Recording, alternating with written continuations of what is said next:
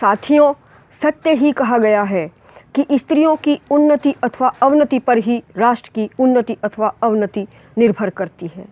मेरी आज की कहानी का शीर्षक है लड़की है तो क्या।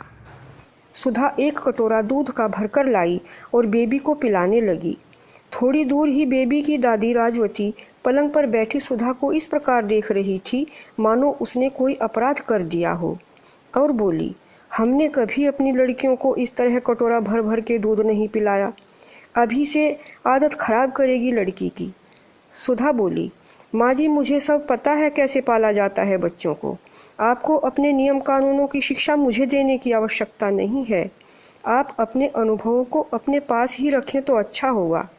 राजवती बोली, ठीक है बहू, लेकिन इतना ज़रूर कह देती हूँ कि दुख उठाएगी लड़की की आदत खराब करके। और वह उठकर चली गई। अगले दिन राजवती अपनी पड़ोसिन राधा के घर गई। राधा ने राजवती के पैर दबाए और पानी लेने चली गई। उसने राजवती को पानी का गिलास दिया और बोली, जी आप बैठो, मैं चाय बना कर ले आऊँ। राजवती बोली, ये तू बैठ, चाय वाय पीने का मन नहीं है। और कहना शुरू किया, बहन, हम तो बहुत परेशान हो गए इस बहू से। जो मन में आए वही करती है। कल क्या हुआ, कटोरा भर के दूध पिलाया लड़की को। बता, अभी से उसकी आदत खराब करेगी तो आगे क्या होगा। आखिर अगले घर जाना है उसे। तुझे तो पता है हमारी दोनों लड़कियां कितना काम करती थीं। खेत से घास काट कर लाना, पशुओं का और घर का सारा ही तो काम करती थीं। कभी बेचारियों की सब्जी में घी तक नहीं डाला मैंने, और सदैव हांडी का दूध पिया है उन्होंने। राधा हंसकर बोली, जी आपको बताने की आवश्यकता नहीं है। मुझे क्या पता नहीं है कि कैसे पले हैं आपके तीनों बच्चे। आपने सदा लड़के और लड़कियों में बहुत फ़र्क किया ने। मैंने कितनी बार आपसे ऐसा न करने को कहा, लेकिन आप यही तर्क देती रहीं कि लड़कियों को अगले घर जाना है। आपने लड़कियों को पढ़ाया नहीं और लड़के को पढ़ाया। लड़के को खूब दूध, दही, घी और मेवा खिलाए और लड़कियों को रूखा सूखा खाने को दिया। उन्हें भी ऐसा लगने लगा था कि माँ ठीक ही कहती हैं। भाई पढ़ता है, वह खूब अच्छा खाए पिएगा तभी तो दिमाग अच्छा काम करेगा। तब मैंने आपसे कहा था कि इसका परिणाम गलत होगा, और आज हुआ न वही। वीरू न तो कभी अपनी बहनों को बुलाता है और न ही उनके पास जाता है। सुधा भी उन्हें बुलाना और उनसे बात करना पसंद नहीं करती। जानती हो यह सब क्यों हुआ? वीरू ने सदा यही सीखा है कि लड़कियां लड़कों से कमतर होती हैं। उसने कभी बहनों का सम्मान करना सीखा ही नहीं। अब आप कितनी परेशान रहती हैं इस बात को लेकर। अगर आप शुरू से ही लड़के और लड़कियों को घर में समान महत्व देती, तभी तो वीरू भी उनका सम्मान करना सीखता न। देखो जी, यहाँ उनकी कद्र हम न करें और आगे उन्हें ससुराल पता नहीं कैसी मिले।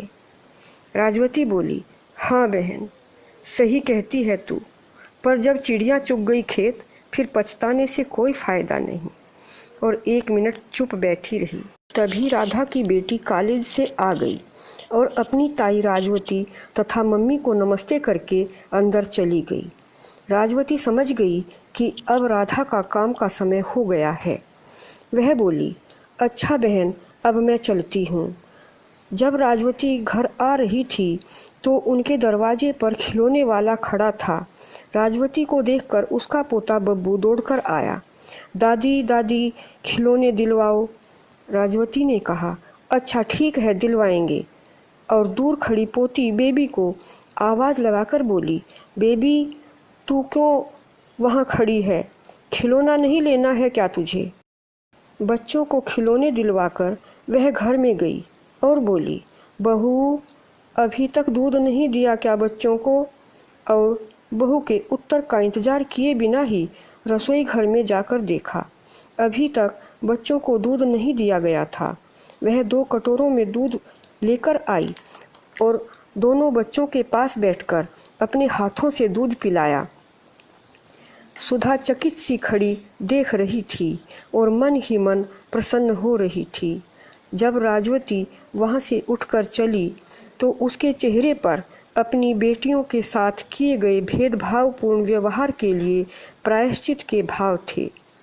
साथियों, इस कहानी से शिक्षा मिलती है कि अगर बेटा बेटी के पालन पोषण में भेद किया जाता है तो बेटियों के मन में हीन भावना आ जाती है, जिसके कारण वे कुंठित हो जाती हैं।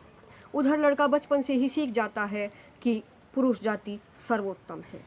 इस प्रकार स्त्रियां घरेलू हिंसा की शिकार होती हैं। लेकिन अगर बेटा बेटी के पालन पोषण में भेद नहीं किया जाता है तो लड़कियां स्वाभिमान से जीना सीखती हैं और उनकी सोच विस्तृत हो जाती है। उधर लड़का जब घर में स्त्री जाति का सम्मान होते देखता है तो पूरी स्त्री जाति के प्रति उसके मन में अच्छे भाव होना स्वाभाविक है। ऐसे बच्चे ही बड़े होकर सुंदर समाज का निर्माण कर सकते हैं। साथियों, अगर आपको मेरी यह कहानी अच्छी लगी हो तो शेयर करें, कमेंट करें और लाइक करें तथा मेरे चैनल लाइफ द आर्ट को सब्सक्राइब अवश्य करें। धन्यवाद।